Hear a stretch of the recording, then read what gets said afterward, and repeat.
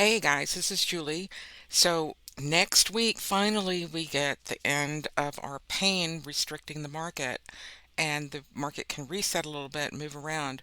We have been pinned by, the dealer call wall at 43.20, as we all know, and it represents a $16 billion fund as of September of 22. I'm sure it's grown since then, or maybe a little bit light because they might be at the repo window. Who knows? But it's big. It's like one of the biggest there is, and that's why it holds the market. And it expires Friday. Now, last quarter, they didn't wait till like the afternoon to roll it. They rolled it in the morning. So we have to be on our toes. And so Friday is the expiry, so they can roll it on Friday, and maybe they won't. Maybe they'll wait till after the London session closes before they do it. I don't know. Um, so probably RTH, but we want to see what they're going to do. There's some great explanation about it. You can, read about it. It is the JHEQX,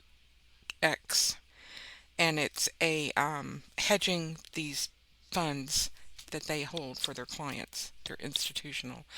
This Seeking Alpha article is the best one, so definitely check this one out. April 4th, 2023, and you can see some analysis of what its impact on the market is, and how it's traded, and what exactly it means in the option world as far as the 2.5% out of the money, and 5% out of the money for the put strike, and 20% out of the money for the short put strike. So this bottom put strike will never get breached, okay? Because if they breach that, then all of their, how many billion did I say it was? Whatever that is, billions and billions, will get wiped out. So that's never going to happen, right? And the call can get breached.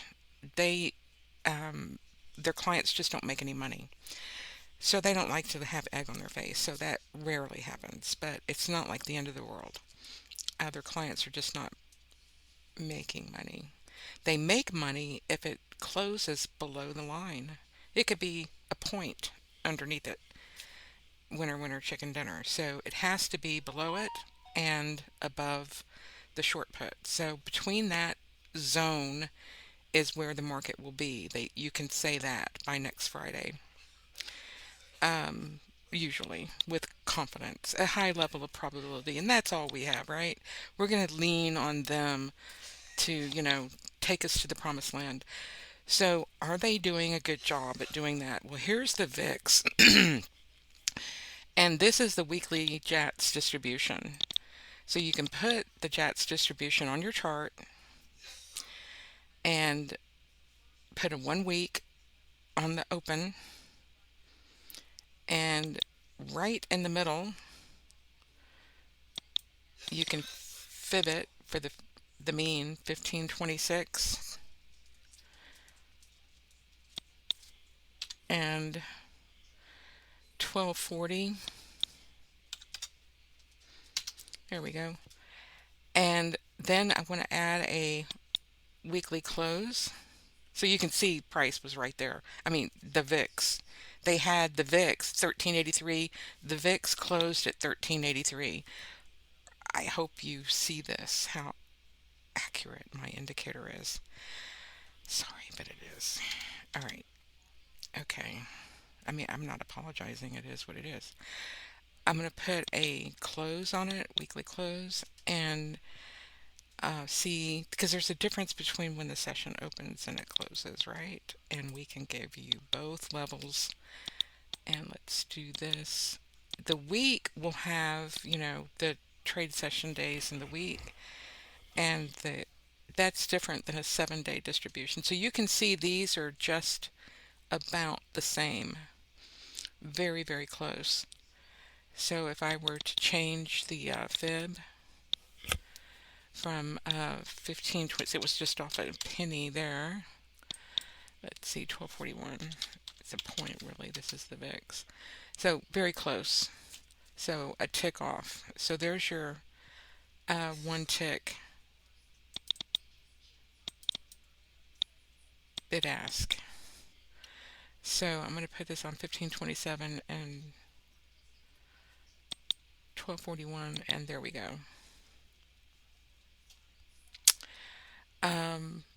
So it was on the open that the calc was on. So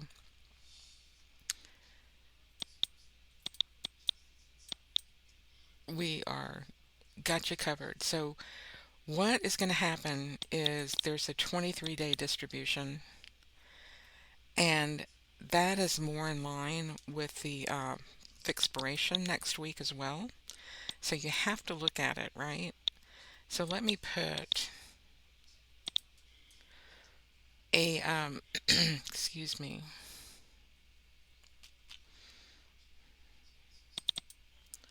23-day. Oops.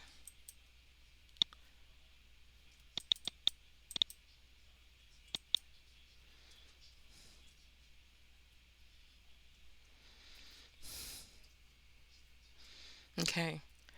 So you can see that the 23-day close acted as support, just where I was screaming on the internet all week. So got you in the weekly mean at the 23-day one. And what we want to do is look up here, because up here, so inside the 23-day, up here we've got some more fibs that I'm wrapping in with some quarterly distributions, because we've got a quarterly expiry. And I think that's the main one we want to take a look at. Since they're doing institutional trades, they're going to be looking really hard at these 3-month levels. So let me make these visible, and let me make the quarterly blue or something. Here, cayenne. Make the quarterlies cayenne. Oops.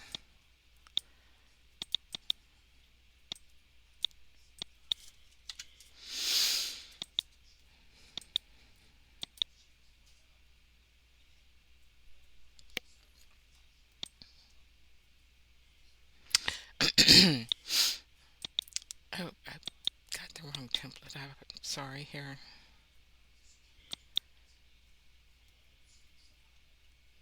Here we go.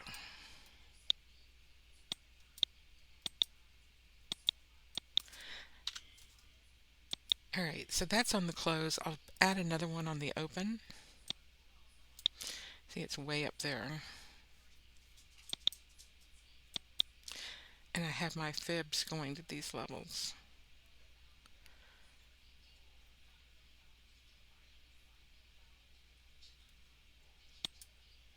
So here's your month 3 open. Let me go ahead and add the PT1 cayenne.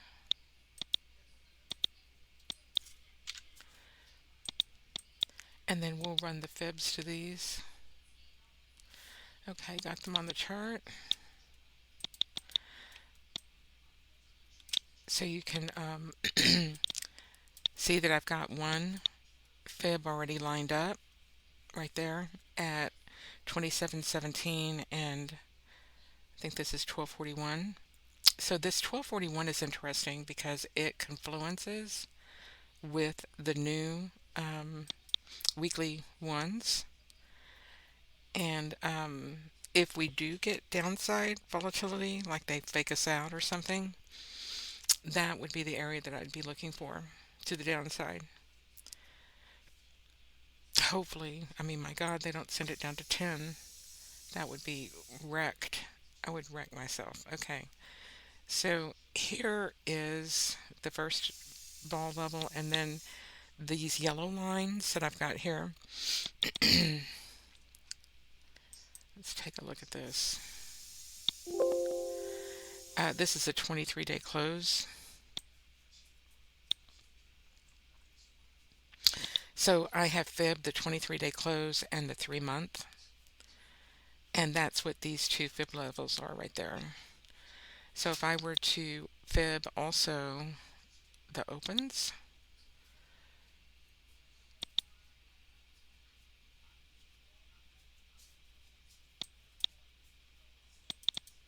oops, I have to click right inside. Hang on one second. Got quite a lot of graphics on the card. Let's see, 2620.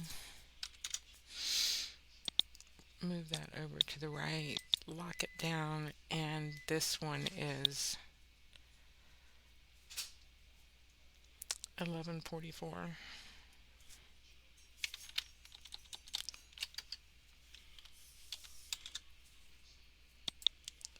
Okay, so here are my fib levels. And, you know, this 1721 going into next quarter, if this is the quarterly for next Friday, 1721 looks like it's, up here around 4140, something like that.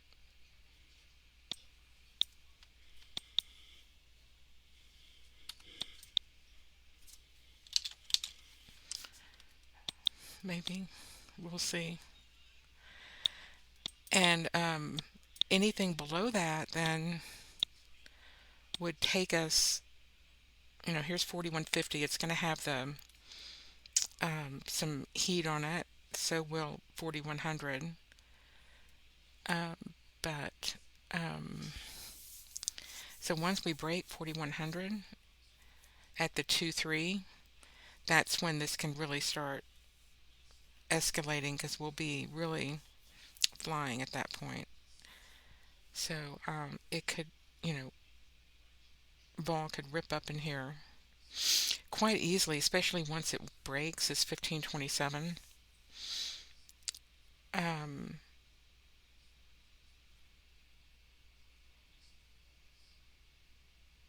this is, look at this. My 1527 is at the 2-3 on the Black Shoals. So that's going to be a key area. So that's your first target. It's 1527. Wow, that's good. So mark that. Okay. And then, like I said, if it, continues higher once it breaks it, then I would look for perhaps that to be a target to trade to because they like these means. Them algos like to park themselves in middles of ranges. Okay, so on the ES,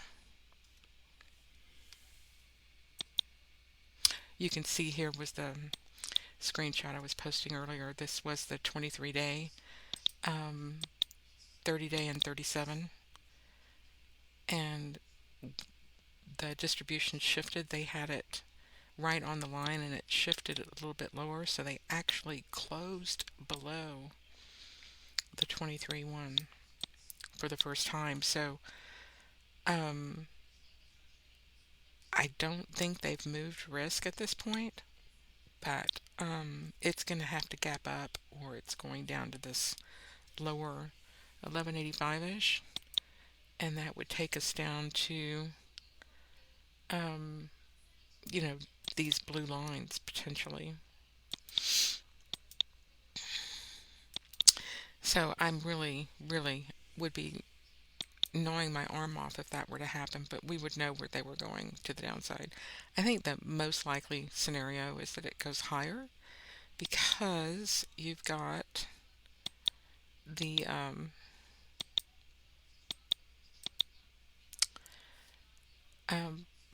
call walls right there. So the 4320 that we all know. So it has been acting as a resistance area. There was also a Black Scholes level at 4330. JATS PT never got touched. So 4348.25 uh, was or is the 90-day close, and 4386.50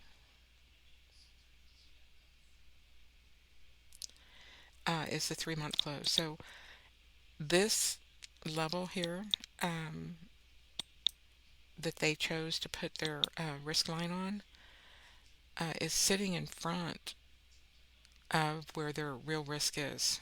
See what I'm saying? So that might get tested.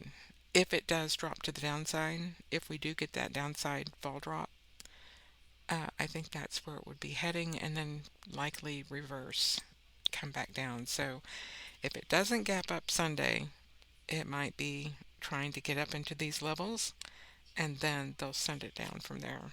And, you know, big money is that it's going to go below 43.20, the call wall, because like I said, I showed you that there's billions of dollars on the line. They just don't mess around with that stuff. Um, so this price is probably going to be below 43.20 when they roll their contract. So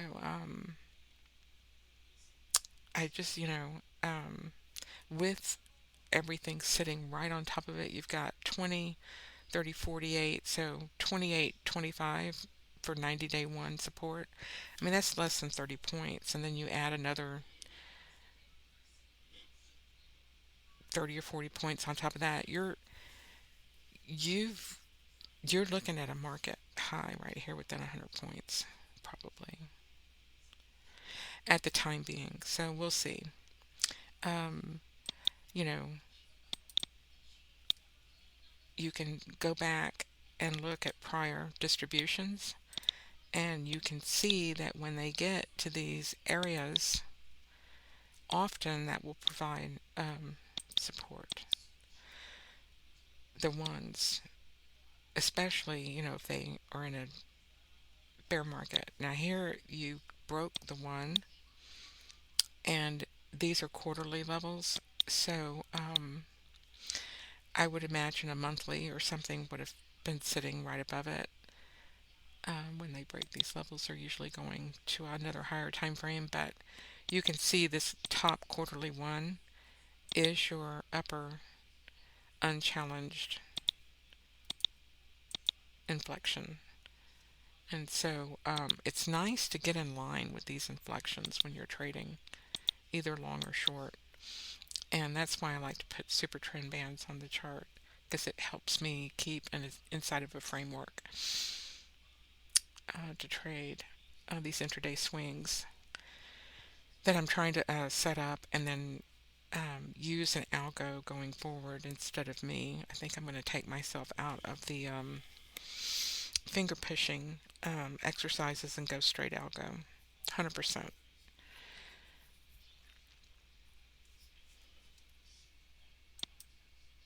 It's just too fast, and your volatility changes too quickly to do anything less. So, because I can measure, um, you know, um, the range so well, I should absolutely be positioning inside that range on the support resistance levels, and take advantage of these probability distributions at my fingertips.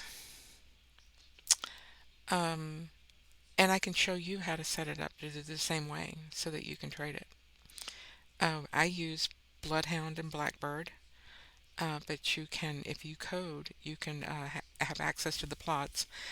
Not the code, but you can have access to the plots so that you can develop your own signal. With the NT8 version. Coming soon, we'll have the distributions available on the screen in NinjaWeb so that you can pull up a quarterly distribution or a monthly.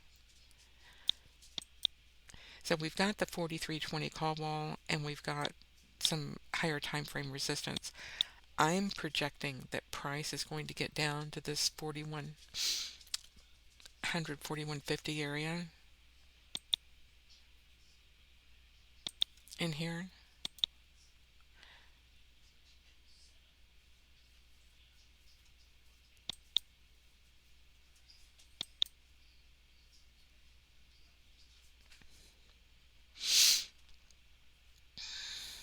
Bet above 39.94. So it will come because we're at the upper end of the quarterly ones going into OPEX. The trick is usually that will get the bounce and it will roll back over. I would have said normally that we will bounce those lines, but I'm not so sure since we have the call wall whether they're going to break it or not. I mean, I doubt it. I mean, and even if they do, it's not going to last very long. So who's going to buy it, right? It would just be to clear stops and come right back down. So it's like suicide watch, right? To try to get long there. So if you're looking to be a big dip buyer, which everybody is, um, you want to be coming in on these lower ones, like right here and here and here. That's what they do. That's the place to get, the position. So that's why I think they're going to take it down here first, and then we may get some resulting carry through the following week a little bit before it bounces back up. And so either way, even if it does continue to go higher and higher and higher, say it does break out of these quarterly ones, and you force the dealer to, have all of their customers lose their money, which I don't think is going to happen. So let's not even talk about it. It's not going to happen. All right. Get over it. It's not going to happen. All right. Okay. So we're going to be looking for 4140, 4100.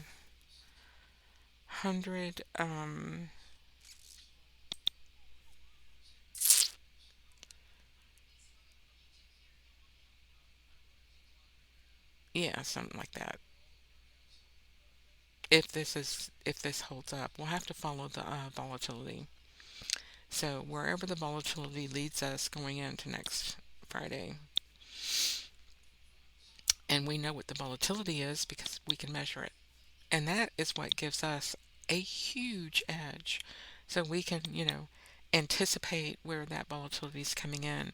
I have got a weekly VIX market analyzer that you can access, and you can put multiple time frames on your. Let me get the distribution up real quick.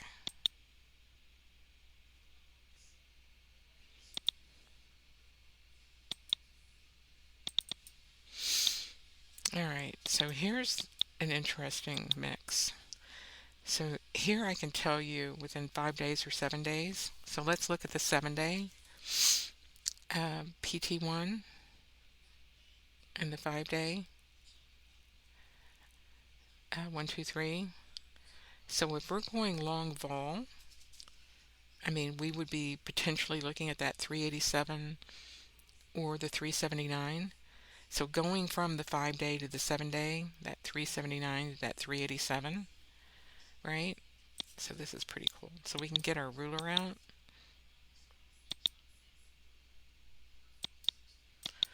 Look at that. That's 327. See how this works?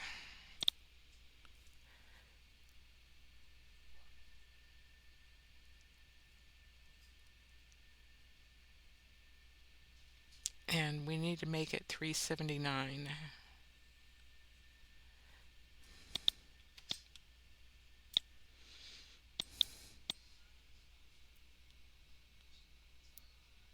So right there, 1750. Need to move it. Oh, look, I didn't put it on the low. Holy moly. Are you seeing this? Uh-oh, I'm giving myself chills. I hope somebody's understanding what I just showed you. So we just measured the volatility, the 379 on a 5-day PT3 off the current low, and it takes us right to the middle of the 23-day distribution. So a 5-day volatility gets you right in the middle of the 23-day distribution. That is like frightening how good this is.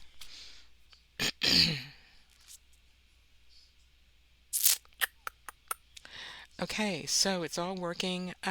This is where I think it's going to be to answer Tick's question. Thereabouts. Marks the spot. We'll see. So let's come back next week and see how my prognostication came out. And so that's where, the current volatility is being shown on our pricing sheet. So we'll just have to keep an eye on this. We can take a look at the current volume. Well, maybe. Let's look at settled volume, end of day volume. Um, and here is your low strike at 41.50. Look at that. Your low put is at 41.50, and look where my all my roads lead to 41.50. You see how good this is? You have to get JATS PT. Y'all will have a ball drawing your own boxes and distributions. Um, and especially if you trade options. I mean, I cannot believe that everyone who trades options is not already using this. So, 4150 is the put wall, and that's what was settled. That will change. I will have to keep our eye on the open interest, and right now it's still sitting there. But here I am at 4140. I'm on the board, and I got some peeps with me. Look at that. I got some puts. So we'll see if how many of those puts grow, but something like that. There you go. That's what I think. We'll see if it happens. I mean, if we come up this way, to the upside, we have divorced ourselves so far from reality. It is not it's crazy, but just the reality of the quarterly, 90-day and 3-month one sitting there. This move is over. I mean, there's your 3-month close. It's for all intents and purposes, we just have to wait to see when the turn comes, and we could wait for that first daily down bar to confirm it, but definitely be looking where they come in is on the lower time frames. They'll be coming in at these ones.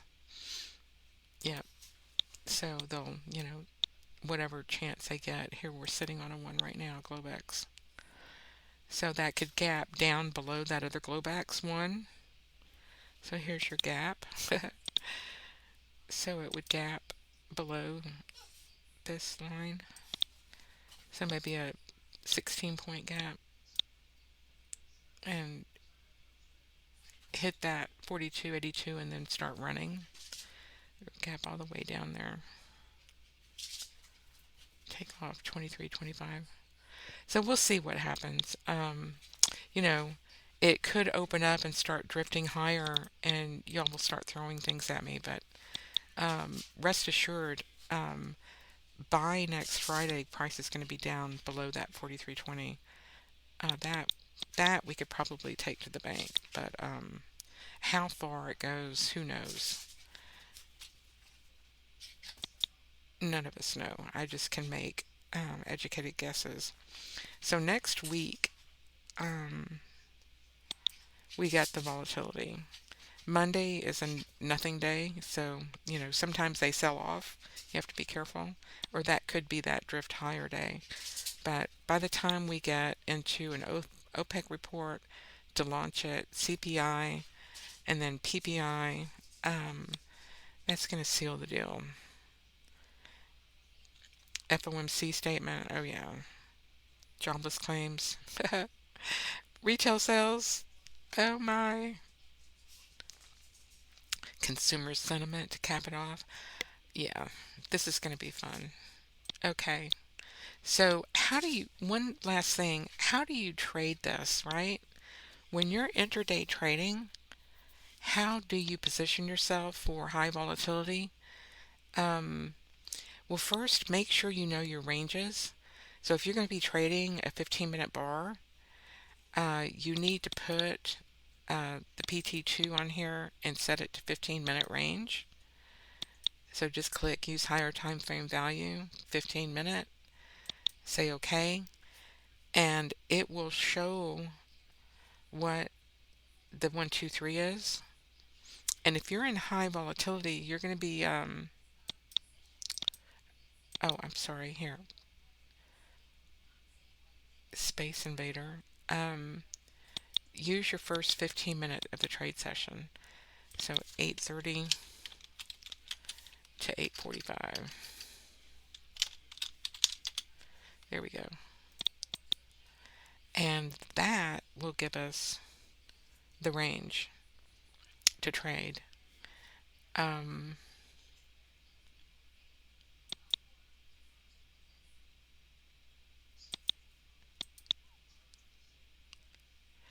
so you have to at least expect an 11-point risk, 11.50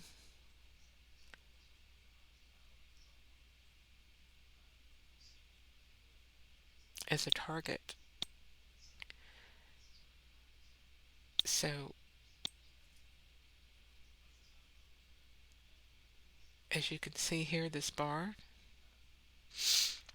reached that range and more.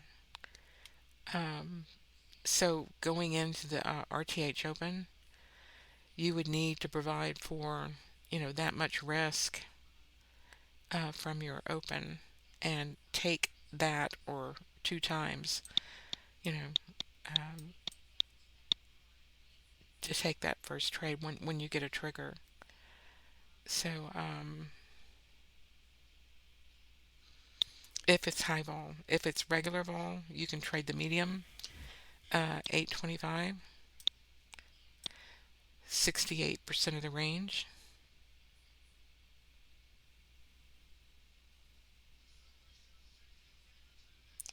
Almost had it. There it is. Oops.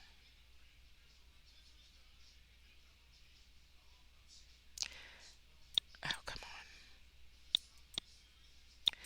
on. Well, there it is. Okay, 825. So you can see right here, these bars are 825. Right there. That we're in an 825 range right there. So you can run your risk behind your right trade and then try to come in here in this zone and set your profit target. And I think that is what is going to help me is setting my profit target automatically instead of trying to manage this discretionarily. Um, my reflexes are just not that good anymore, and besides, I don't have the fancy, Bloomberg terminal or anything like that. So I'm doing this very, very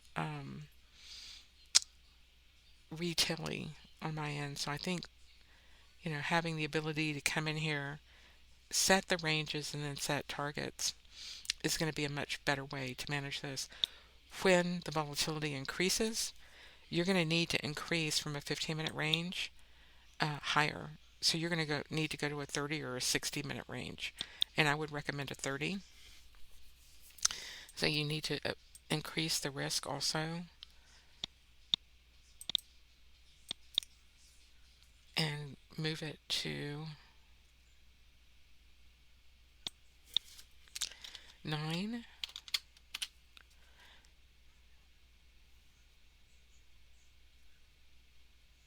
I didn't set it.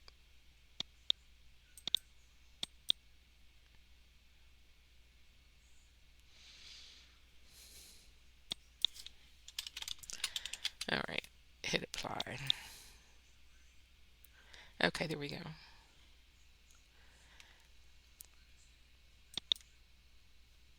All right, so at 15, 1075, and 525. So the risk needs to be moved higher. So I would say 15 points going into next week. Trading this for ES should keep you out of harm's way. And, if you're looking at one contract, um, 15 points at 4 ticks a point is 60 ticks. At 12.50 a tick, that's $750 for one contract to find out if you're right or wrong. And so you need to be able to get that $750. Take the profit from the distance from your risk line, right? So you take your risk line and you go out, and that distance would be your profit target. And I can help you set that up in Blackbird to reach that. So we can put Blackbird on the chart and then hit our profit targets based on the PT levels that show that the range is going to be in that area. We don't have to shoot for hit the home runs each time, shoot for the fences. You can do your ones and twos and hit those. So like from the risk line, hit that first PT1 and then hold for the PT2. And I can help you get that set up. So definitely something to look forward to next week, widening the ranges and increasing the opportunities. Um, so what I like to do is once I get a directional trade, take that risk per bar and measure it, away from the bar low. So if I was going up right here, um, PT2 was 1075. I hope you can see the bottom of my screen. I just right clicked on the bottom oscillator, which shows that on June 8th at 1300 that the PT2 was 1075. And look how much the price went from the low to the high on that bar. Are you seeing this? That's another lightning strike right there. So, like I said, you can set the risk to execute at the middle, the the 525 and then the 1075 before you get to the full range, but it went right to the 68% of the range, right? What it's supposed to do. And if you don't reach it on that bar, you don't let the trade close. You can just hold it to the next bar and it'll usually fill. But you can also definitely set your risk. But learn to set this on Blackbird and stop trying to discretionary trade it. So I will be going 100% algo next week. All right, I'll let you know how it goes. And definitely go over and get, JATS PT. At least we can be measuring what a daily range is.